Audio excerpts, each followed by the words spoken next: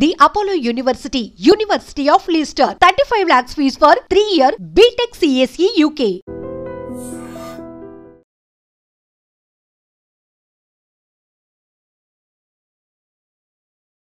Welcome to IT news. This is Pawan.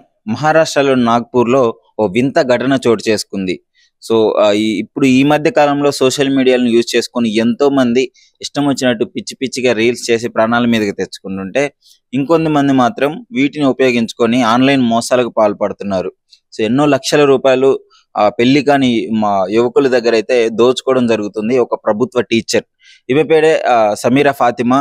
So ఈమె ఏం చేసిందంటే, ఆన్లైన్ లో పెళ్లి కాని వాళ్ళని అయితే టార్గెట్ గా పెట్టుకుంది. ఒక మంచి ప్రభుత్వ ఉద్యోగంలో టీచర్ గా పనిచేస్తుంది.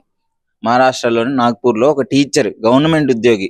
ఆ డబ్బులు సరిపోక ఆన్లైన్ లో ఎవరైతే ఇప్పుడు చిన్నగా రిక్వెస్ట్లు పెడుతుంది, వాళ్ళ ప్రొఫైల్ చూస్తుంది, వాళ్ళు డబ్బులు ఉన్నోళ్ళ కాదా అని చెప్పేసి చెక్ చేసుకుంటుంది.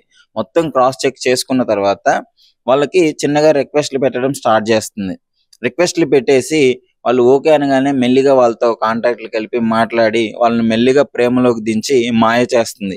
మాయ చేసిన వెంటనే నాకు పెళ్లి అయిపోయింది, విడాకులు అయిపోయినాయి అని చెప్పేసి ఈ విధంగా మాట్లాడుతూ వాళ్ళ దగ్గర లక్షలు, ఒక్కొక్క పర్సన్ దగ్గర 15 లక్షలు ఈ విధంగా తీసుకున్నట్లయితే తెలుస్తుంది. దాదాపు 8 మందిని ఈ విధంగా మోసం చేసినట్టు కూడా తెలుస్తుంది. 1 కాదు 2 కాదు 8 మంది, ఒక్కొక్కరి దగ్గర దాదాపు 10 లక్షలు 15 లక్షలు తీసుకొని పెళ్లి చేసుకొని వెంటనే డివోర్స్ ఇచ్చి మళ్ళీ ఇంకో పెళ్లి చేసుకోవడం అయితే మొదలు పెట్టింది. మరి మీకు డౌట్ రావచ్చు, ఏంటి మొదటి వాళ్ళు ఎలా వదిలేశారు, డివోర్స్ తీసుకున్న తర్వాత ఇలాంటి రకాల మోసాలకు పాల్పడుతుంటే పెళ్లి చేసుకున్న వాళ్ళు ఎలా వదిలేశారు అంటే, ఈమెకు ఒక టీం ఉంటుంది. సో వెంటనే వాళ్ళు ఎవరైనా ఆ డివోర్స్ ఇవ్వను అన్నా, లేదు డివోర్స్ ఇచ్చిన తర్వాత నీ బండారం బయట పెడతా అన్నా, వాళ్ళని పెట్టి బెదిరించి మిమ్మల్ని కిడ్నాప్ చేస్తాను, మిమ్మల్ని చంపేస్తాను అని చెప్పేసి ఒక టీంని పెట్టుకొని అయితే ఈ విధంగా చేస్తుంది. సో వాళ్ళు పాపం భయంతో ఇప్పటి వరకు బయటికి రాలేదు. 9వ పెళ్లి ఎప్పుడైతే చేసుకోబోతుందో ఆ టైంలో అయితే ఒకళ్ళు ధైర్యం చేసి బయటకు వచ్చి పోలీస్ కంప్లైంట్ ఇవ్వడం అయితే జరిగింది.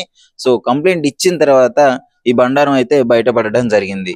ప్రభుత్వ ఉద్యోగం ఉంది, మంచి శాలరీ వస్తుంది. కానీ వాటికి ఆ శాలరీ సరిపోక, గవర్నమెంట్ ఇచ్చే శాలరీ కూడా సరిపోక బాగా జల్సాలకు అలవాటు పడి పబ్బులకి షికార్లకి తిరుగుకుంటూ ఇష్టం వచ్చినట్టు జల్సాలకి అలవాటు పడిన ఆమె ఇప్పుడు వాటికి డబ్బులు సరిపోక ఎంతో మంది దగ్గర పాపం మోసం చేసి ఆన్లైన్ లో పెళ్లి కాని అవివాహితులే ఈమె టార్గెట్. మంచిగా క్రాస్ చెక్ చేసుకుంటుంది, ఈయనకి డబ్బులు ఉన్నాయా లేదా, మనకి పెట్టగలడా లేదా అనేసి మొత్తం చెక్ చేసుకొని అప్పుడు రంగంలోకి దిగుతుంది. సో మరి ఏమని ఎందుకు చేసుకుంటున్నారు అంటే, ఎమోషనల్ గా వాళ్ళని బ్లాక్మెయిల్ చేస్తుంది. అంటే ఎమోషనల్ గా వాళ్ళని ఈమె లైఫ్ స్టోరీ మొత్తం వాళ్ళకి చెప్పి, ఇది పరిస్థితి, ఈ విధంగా డివోర్స్ అయింది, ఇంతకు ముందున్న భర్త నన్ను టార్చర్ చేసేవాడు, అందుకే నేను డివోర్స్ ఇచ్చాను అని చెప్పేసి ఈ విధంగా చేసి వాళ్ళని పెళ్లి చేసుకుంటుంది. ఎందుకంటే గవర్నమెంట్ జాబ్ కూడా ఉంది కదా ఈమెకి, కొంచెం వాళ్ళు కూడా సెక్యూర్ ఫీల్ అవుతారు. సో వాళ్ళు డబ్బులు ఉన్నోళ్ళే కాబట్టి, ఈమె గవర్నమెంట్ జాబ్ ఉంది కాబట్టి ఫాతిమాకి, సో వెంటనే ఇద్దరు అయితే పెళ్లి చేసుకోవడం జరుగుతుంది. పెళ్లి చేసుకున్న కొద్ది రోజులకే ఈమె వాళ్ళ డబ్బులన్నీ లక్షలు దోచేసుకొని తర్వాత వెంటనే డివోర్స్ కి అయితే అప్లై చేసుకోవడం జరుగుతుంది. ఇంకేముంది, డివోర్స్ కి వ్యతిరేకిస్తే మాత్రం వాళ్ళకి ఒక టీం వస్తుంది, ఆ పిల్ల కింద వాళ్ళ కింద వస్తుంది, వాళ్ళని బెదిరించి ఈ విధంగా తప్పించుకోవడం జరుగుతుంది. ఇన్ని రోజులు ఇదే 8 పెళ్లిళ్ళు అంటే అర్థం చేసుకోండి, 9వ పెళ్లికి దొరికిపోయింది. సో ఇలాంటి ఆన్లైన్ ని ఈ విధంగా కూడా చాలా మంది యూజ్ చేయడం జరుగుతుంది. కొంతమంది స్కామ్ చేస్తున్నారు. ఈమె టార్గెట్ అయితే ఫేస్బుక్, ఇన్స్టాగ్రామ్, మ్యాట్రిమోనీ. సో ఇట్లాంటి పెళ్లి కానీ మ్యాట్రిమోనీ సైట్స్ లో కూడా ఈ విధంగా ఎన్నో మోసాలు చూస్తున్నాం. ఫేక్ ప్రొఫైల్స్ పెట్టి ఎంతో మందిని చీట్ చేయడము, ఈ రకాల మోసాలు ఎప్పటి నుంచో చూస్తున్నాం. కానీ ఇది మాత్రం వేరే లెవెల్ మోసం అని చెప్పుకోవచ్చు.